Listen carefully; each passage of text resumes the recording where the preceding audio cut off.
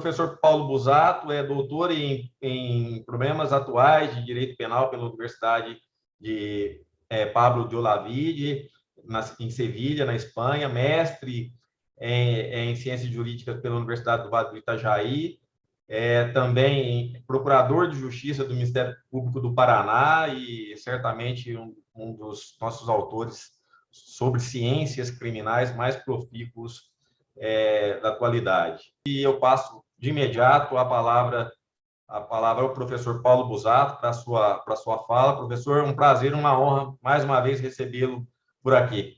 Um abraço. Bem, boa tarde a quem nos assiste, a quem está conosco aqui nessa empreitada. Eu quero, antes de tudo, agradecer, obviamente, a oportunidade de estar encontrando os meus amigos, ainda que virtualmente, né? A gente se vê pouco, eu e o Cleiton, mesmo morando na mesma cidade, né, temos as agendas super lotadas e acaba não sendo possível a gente estar num estreitamento cotidiano. Vocês vejam que, de alguma forma, a pandemia nos ensinou, não é, a utilizar o veículo esse para, pelo menos, a gente ter algum contato, né? E eu acho que essa é uma boa oportunidade.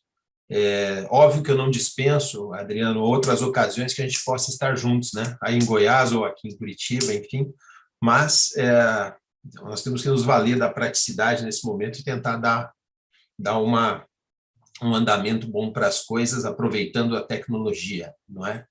Então, quero fazer o agradecimento ao CEDEMP, claro, às escolas do Ministério Público, da magistratura, enfim, as forças que, irmanadas, conseguiram gerar esse curso, né? Tá bem claro, e eu acho que isso na abertura ficou evidente, especialmente com a fala do Dr. Hermes, que há uma guinada na forma de comportamento do sistema jurisdicional em geral, e aí me refiro não só a juízes, né, mas o sistema jurisdicional do qual todos os agentes participam, no que tange à prova. E o curso, então, vem muito a propósito, porque parece que a gente está vivendo uma daquelas situações em que o escrito, o último escrito do Beck, a Metamorfose, nos leva para essa reflexão, né? Parece que nós estamos sofrendo uma transformação, né, da questão probatória, e a gente não sabe muito bem em que vai se transformar esse bicho que a gente já conhece, a prova, né? Eu acho que esse curso, então, vem muito a propósito dessa reflexão sobre essas diretrizes normativas que vêm surgindo e que vêm mudando o approach que se faz da questão probatória, porque a prova é o nosso instrumento, né? A gente costuma dizer, a gente que é mais focado no direito penal material, que não existe um direito penal material garantista se o processo não for igual. E vice-versa, você não adianta nada você ter um direito penal garantista e um processo penal abusivo, né? Então, o sistema penal é um todo. Então, é muito importante que a gente tenha uma reflexão mais detida sobre as questões probatórias e especialmente sobre as transformações que vêm acontecendo, porque essas transformações, por vezes, são legislativas. E é justamente o foco da nossa conversa de hoje, né? Um pacote anticrime que vem com uma série de disposições em torno da prova e que nos provoca algumas reflexões. É óbvio que é impossível abarcar todas elas numa única ocasião, então a gente vai tentar focar naquilo que cada um... Eu sei que o trabalho do Douglas é sobre cadeia de custódia, né? Especialmente. O meu tem um foco muito específico em uma norma muito específica, muito embora ela venha num conjunto, né? Ela vem de um conjunto de uma instituição, mas é uma norma muito específica e que é polêmica, porque se a questão é de temas polêmicos, eu acho que, não sei se não é a mais polêmica de todas, porque ela tem um perfil muito chamativo, né? Me refiro especificamente ao parágrafo 5º inserido pelo pacote anticrime no artigo 157 do Código de Processo, e para que se tenha uma ideia de se a questão é polêmica ou não, tem 4 ações diretas de inconstitucionalidade sobre esse dispositivo. Então, se fosse uma coisa tão simples, né, não estava tendo um nível de discussão a esse ponto, né? E por que bom, mas então uma norma que está sendo discutida, a gente não sabe bem, tem suspensão, se isso vai entrar... por que nós vamos ter que discutir isso? Porque ela é muito importante, porque ela está conectada a outros aspectos que já aconteceram na reforma de 2008, ela está conectada a um dos temas mais candentes que existe no processo penal, que é a prova ilícita, e ela está conectada, ademais, a uma figura que a gente tenta implementar, que é o juiz de garantias, que é uma reclamação do processo penal moderno e que vem transformando os diversos códigos, inclusive em toda a América Latina. Então, parece que tem um contexto que reclama uma reflexão sobre essa norma. É claro, a primeira coisa a dizer, não cabe a essa altura pretender discutir o juiz de garantias, né? O juiz de garantias, num processo orientado pelo princípio acusatório, é obviamente uma disposição positiva. A priori, você não pode ser contra isso desde um ponto de vista adversarial, de um processo adversarial. Parece que isso tem uma lógica intrínseca, né? Só que é preciso pensar que esse juiz de garantias é um elemento no processo adversarial acusatório. Ele é um tempero de um prato maior. Então tem que se pensar muito bem isso, porque, vamos lá, se você faz um churrasco aí, Douglas, aí no Rio Grande do Sul, e vai fazer um tempero ali para a tua carne, vai botar um alho ali para realçar o sabor, fica legal, né? Mas se você botar esse mesmo alho, que é o mesmo tempero, numa salada de frutas, os teus convidados vão embora, né? Então não é o tempero em si ser bom ou ruim, o juiz de garantia em si é bom, a questão é como é que se faz isso, como é que se está implementando isso. A norma é adequada para essa implementação, porque o texto do dispositivo que eu pretendi e discutir com os senhores, eu sei que o meu tempo é exíguo, por isso estou acelerando essa discussão, diz exatamente o seguinte: o juiz que conhece do conteúdo da prova declarada inadmissível não poderá proferir a sentença ou acórdão. Tá? Então, o ponto aqui em reflexão diz respeito à cogência da substituição do magistrado que conheceu a prova ilícita. Certo? É uma retomada de um assunto que já veio antes. Né? Se a gente olhar bem, o assunto foi debatido na reforma da Lei 11.690, que é de 2008, reforma da prova, e tinha um parágrafo 4º naquele projeto, que era o mesmo texto, igualzinho esse agora, né? E que acabou vetado. Tá certo, o veto, vamos lá, o veto na época era do governo Lula, né? O veto foi absolutamente inconsistente, falando de que o objetivo primordial do projeto era a simplicidade do desfecho do processo com as garantias, e aí isso não corresponderia a essa celeridade. Enfim, é uma desculpa que se deu para retirar isso aí. Mas retoma-se agora, então, o texto, o mesmo texto, por alguma razão. Qual é a questão básica a se debater aqui? É se realmente se efetua a melhor proteção do acusado com o afastamento cogente do juiz que conheceu a prova ilícita. Então, é isso que eu quero conversar com os senhores. A gente pretende um juiz de garantias e, portanto, a gente pretende implementar garantias ao acusado, certo? Sobre isso, acho que estamos todos de acordo. A pergunta é, essa disposição que diz o que diz, repito, o juiz que conhecer o conteúdo da prova declarada inadmissível não poderá proferir a sentença ou acórdão. Esta disposição, ela realmente promove uma melhor proteção do acusado? Né? A ideia aqui é aquela ideia que já estava em debate lá em 2008 do juiz contaminado, né? Que a ideia de que o juiz vai levar em conta obrigatoriamente, ainda que de modo inconsciente, o conteúdo daquilo que foi rechaçado e eventualmente recortado do processo, certo? Com isso, a convicção que amparará a sentença ou acórdão aí, eventualmente condenatório, estaria eivada de um vício, né, relacionado à garantia fundamental de um julgamento com imparcialidade. Né? Daí a posição geral da doutrina, por vezes até um tanto ofensiva, nós já vamos falar disso, foi a de que não basta desentranhar a prova. Isso aí literalmente está no livro do Auri Lopes Júnior. Não basta desentranhar a prova, deve-se desentranhar o juiz. Ou seja, não basta tirar a prova dali, porque o juiz teve contato com ela e, portanto, fica o juiz no processo e, enfim, ele vai julgar contaminado. A pretensão, então, é de um utópico exercício de controle da contaminação da cabeça do julgador. Né? O que eu pretendo fazer aqui, senhores, e talvez seja muito mais uma provocação, que depois vai levar a outras reflexões, é uma crítica da crítica. Né?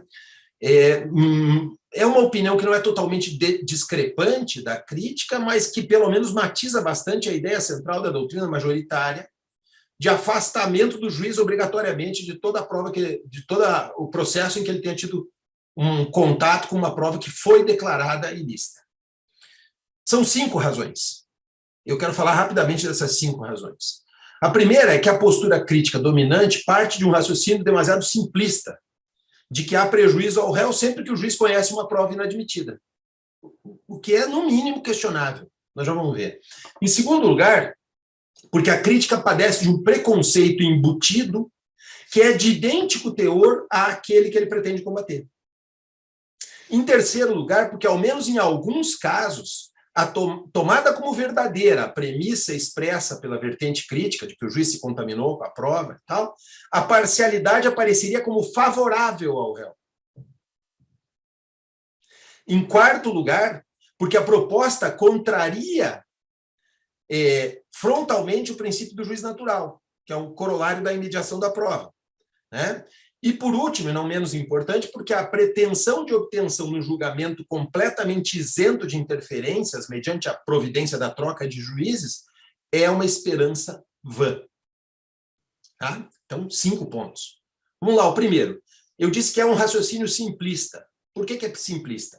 Entender que o contato com a prova ilícita leva à contaminação do juiz, ou seja, o torna imparcial em todos os casos, é simplificador de coisas muito mais complexas. Né?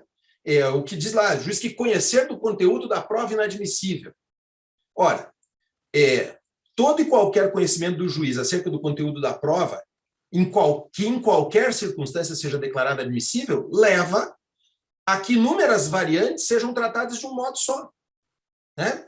Porque daí vai levar à inadmissibilidade da prova e a sua relação com o conhecimento do juiz a respeito dela. Isso é variável. Vamos lá, pensa bem. Os casos usualmente apontados na crítica como exemplos referem-se a provas ilícitas realizadas em fase pré-processual, tais como interceptações telefônicas, quebra de sigilo, busca e apreensão. Nós sabemos bem quais são os exemplos dados, né? Muito bem. Se você tem um juiz de garantias, que é implantado pela Lei 13964, né, no 3B, no artigo 3B, isso já impede que o juiz da sentença tenha acesso a tal prova, porque o juiz de garantias é que tratou dela. Né? Então, mesmo que essa prova seja julgada inadmitida depois, bom, quem tratou disso foi o juiz anterior, não foi ele. E se ela for inadmitida ainda em fase pré-processual, morreu o assunto. Você já tem outro juiz. Né? Mas vamos supor que ela tenha sido produzida durante a fase de instrução processual ou que o juiz da instrução processual tenha tido acesso a ela antes de que ela fosse declarada já na fase pré-processual como inadmitida. Né? Nem sempre a prova produzida vai ser considerada ilegal pelo manejo de um recurso interlocutório frente à sua produção ou admissão pelo juiz singular. Algumas vezes é o próprio magistrado em primeiro grau que comanda a instrução, quem reconhece a ilegalidade e determina a exclusão.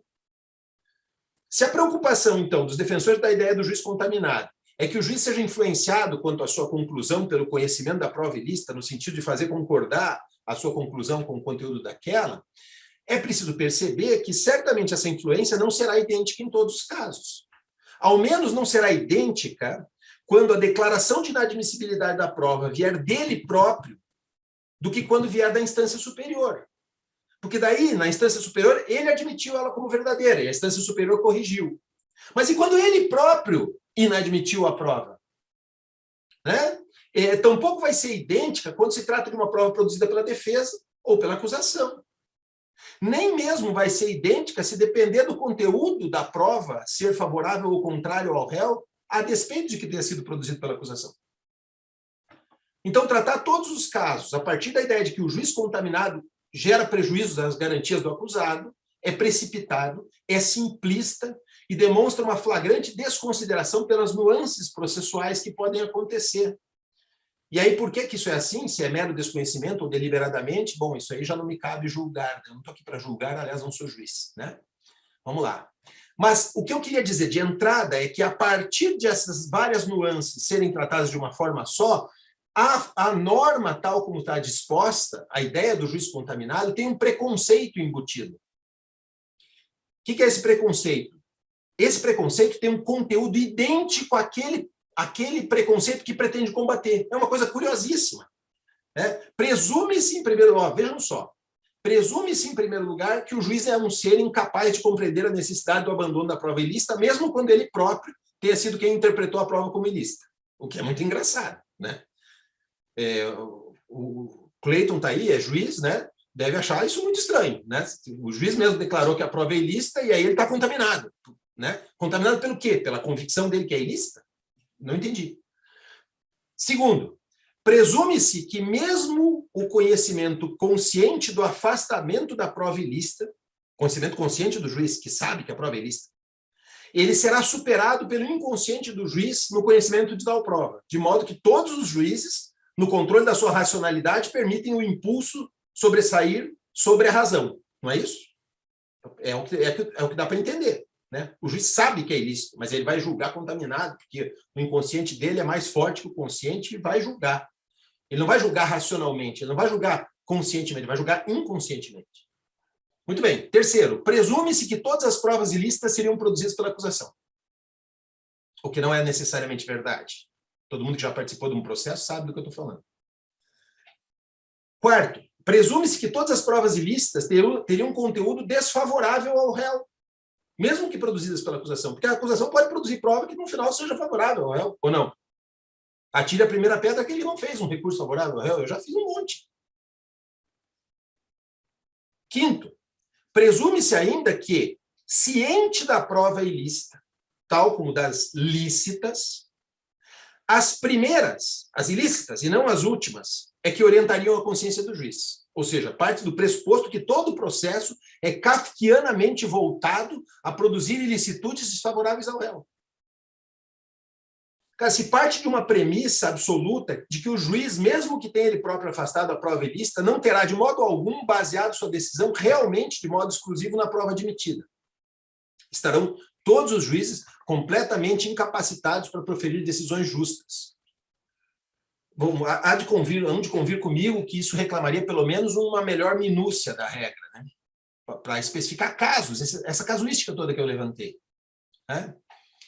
Vamos lá. Mas vamos tomar a premissa como correta. Essa premissa como correta leva a duas conclusões, e esse é o meu terceiro argumento. Se partimos de uma ideia básica e refutável de que o processo é garantia do réu frente à atuação estatal, seja na sua forma, seja no conteúdo, é forçoso admitir que, existindo a possibilidade de que o réu seja prejudicado, nesses casos seria preciso intervir normatizando, certo?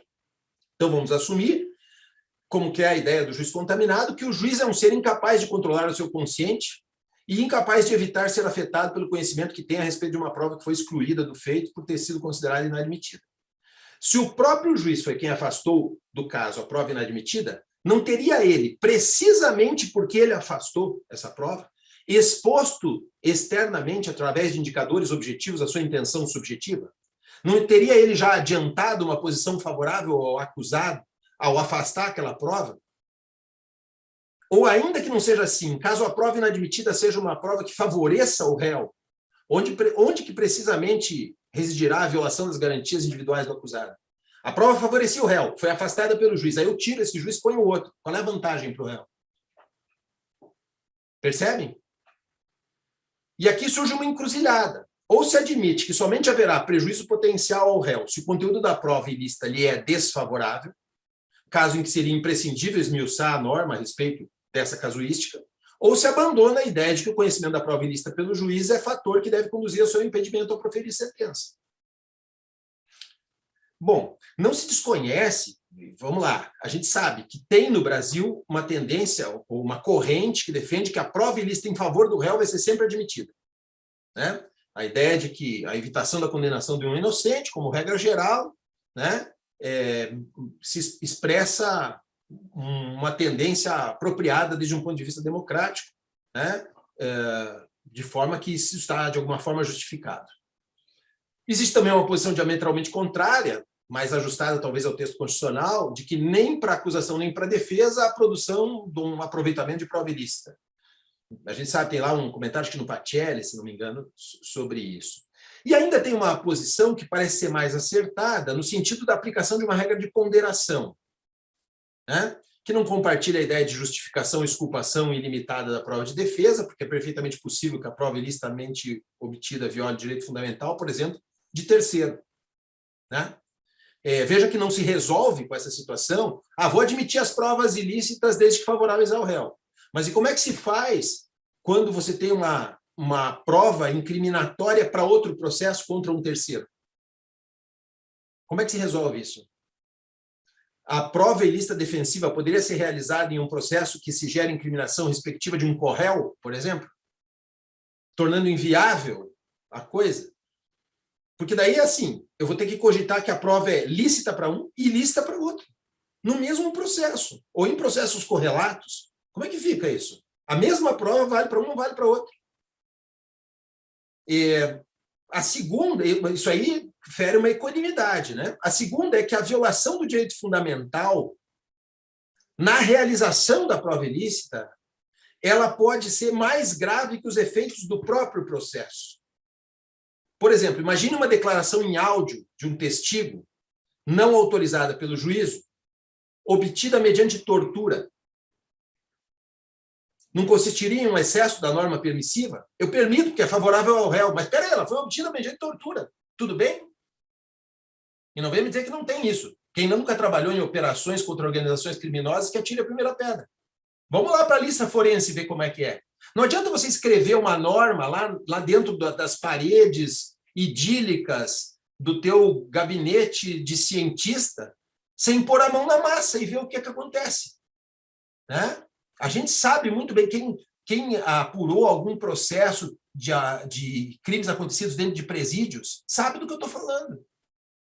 Vai ver o que é a realidade forense.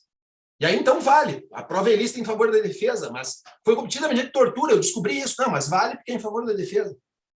Que tal? A chamada de corréu, a assunção por um bode expiatório de uma responsabilidade. Enfim, é só vivendo a lista forense para entender do que eu estou falando. Né? Então, se fala em critério de ponderação, que talvez seja o mais correto aqui. E aí eu quero falar também da questão do juiz natural. Né? Por quê? Porque é bastante curiosa a coincidência de que os defensores da ideia do juiz contaminado sejam igualmente ardorosos defensores do princípio do juiz natural.